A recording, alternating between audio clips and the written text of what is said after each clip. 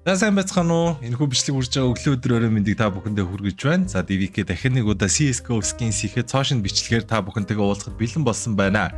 За тэгээд хэдүүлээ CS:GO skins рүүгээ орцгоё. За тэгээд мэдээж DVK промо кодыг ашиглаа та энэхүү сайт руу орж хайрцаг нээхээр болох юм бол анх удаа бүртгүүлж байгаа бол танд $5 үнэгүй өгнө. За мөн дээрэс нь таны депозит хийж байгаа цэнэглэлт болгон дээр ч 10% бонусыг миний промо кодоор өгж байгаа шүү. Тэгэхээр DVK промо код ашиглаарай гэж хэлмээр байна. За тэгээ сайт руу орцгоё.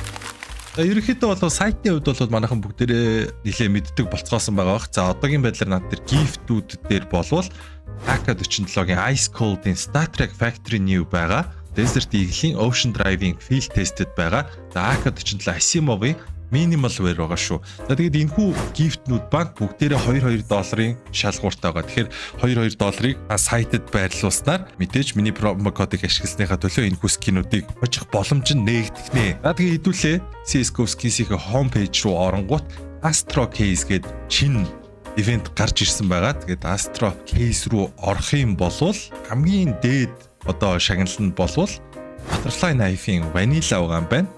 За тэгээд Specialist Gloves-ийн Foundation Minimal Wear-тэй, Moto Gloves-ийн Cool Mint Minimal Wear-тэй, Sport Gloves-ийн Omega Minimal Wear-тэй байгаа юм байна. Skeleton Knife-ийн Fade Factory New байгаа юм. За иймэрхүү маш гоё скинүүд бол энэ дээр Gold дээр нь бол маш гоё скинүүд байгаа юм байна. Тэгээд хэдүүлээ энэ кейснээс хэдийг нээгээд үзцгээе. За тэгээд мэдээж доошоо болол ойлгомжтой.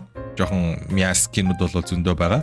За тэгээд PP Bice-ны Space Cat бол унах магадлал баг хамгийн өндөртэй скинүүдийн нэг нь байгаа. За тэгээд P250, P250-ийн Supernova бол хамгийн өндөр магадлалтай байж харагдаж байна. За тэгээд дахин нэг удаа энэ Boost mod болон J-Streak танилцуулъя. За Boost mod-ыг ашиглах юм бол мэдээж Boost mod-оо дарах юм бол 2 дахин их үнээр нээн. За 2 дахин их үнээр нээх боловч мэдээж энэ хайрцагт байгаа скинүүдийн унах магадлал одоо гой скинүүдийн унах магадлал бол нэлээд өдөөөр дээшилж байгаа шүү.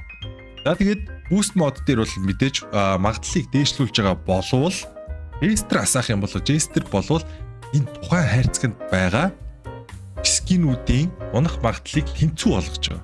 Харьцангуй нэлээд үнэтэй болно. Гэхдээ мэдээж Jester-ээр онох юм болвол бас гой скинүүдийг авах боломжтой болно гэсэн. Тэгэхээр энэхүү хайрцагт маань бол бас дахиад гой скинүүд байгаа. Миний танилцуулаагүй гой скинүүд бол байгаа юм байна. За Clock-ийн Violet Galaxy байна. За тэгээ манайхны M4 одоо хамгийн түгээмэл баг хамгийн од болдог скин гэсэн үгтэй. M4-ийн Print Stream байна. За Star Trek Minimal Wear-тэй байгаа. За дээрээс нь бүр Factory New хүртэл байгаа юм биш үү. Op дээр AWP-ийн Print Stream байна. Ер нь бол гой скинүүд бол зөндөө байна. За тэгэхээр хэдүүлээ Boost mod дээр нь тавьж байгаа. Урваар нь жоох явуулаад үзье. За Airlock. За энд бол нэг тийм эчгүү скин бол нэг ч орж ирсэнгүү. Тэгээд цааш нь явуулнаа. Одоо тэгээд юугасаа эн чинь нөгөө нэг мэдээж та энэхүү сайтаар орж үйлчлүүлж тоглох гэж байгаа бол бас мэдээж өөрийнхөө одоо хит тумтгай байж болохгүй. За мэдээж энд бол ард нь санхүүгийн эрсдэл явж байгаа гэдэг утгаараа энийг зүгээр фан байлгаж CS:GO дотроо яг CS2 дотроо яг кейс нээдэг шиг хүлээж авах хэрэгтэй шүү. Тэр магадгүй хит автаад орох юм бол та мэдээж санхүүгийн сахилга бат алдах юм бол бас мэдээж мөнгө алдах боломжтой гэдгийг бол сануулж хэлэх нь зүйтэй байх гэж бодож байна.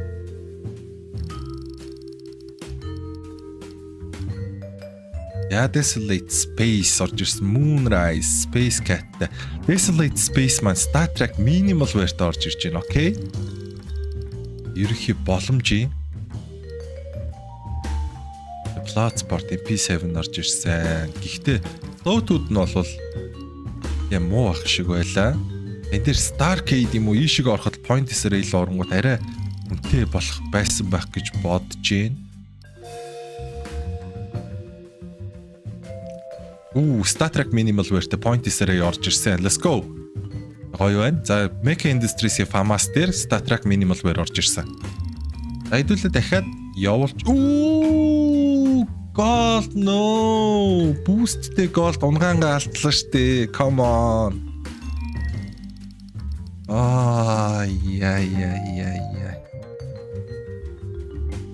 ойрхон байлаа сая болол. Маш ойрхон байлаа.